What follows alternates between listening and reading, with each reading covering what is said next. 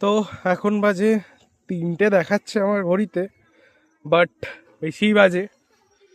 এখন আছি আমি বলপাই। এটা হচ্ছে হাওড়া ডিস্ট্রিক্টের একটা ছোট্ট গ্রাম, চারিদিক দিয়ে নদী দিয়ে ঘেরা। জাস্ট ভিউটা দেখার জন্য আমি এখানে এসেছি।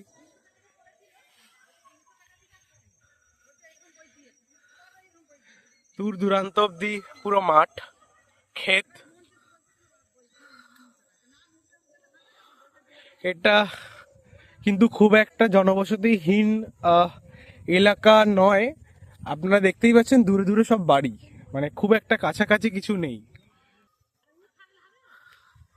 এখানকার বলপাইয়ের কালী মন্দির, বিখ্যাত ডাকাত কালী, তারই পুজো, সেই উপলক্ষে এখানে আসা। জাস্ট গ্রামের ভিউ এবং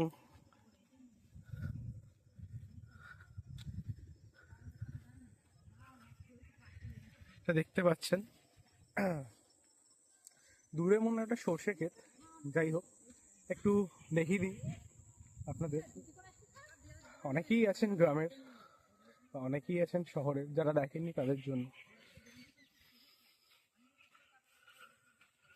আমি এখন খেতে ঢুকে গেছি। খেতে এই যে দূর দূরান্তের প্রাকৃতিক ভিউ। সূর্য এখন অস্তগামী।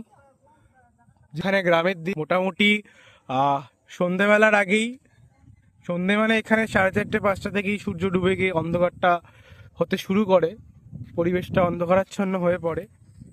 জাস্ট অসাধারণ ভিউ।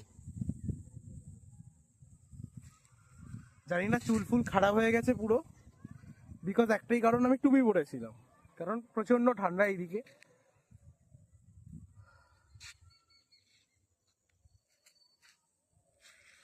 তো বাই, এখন পরে দেখা হবে আবার।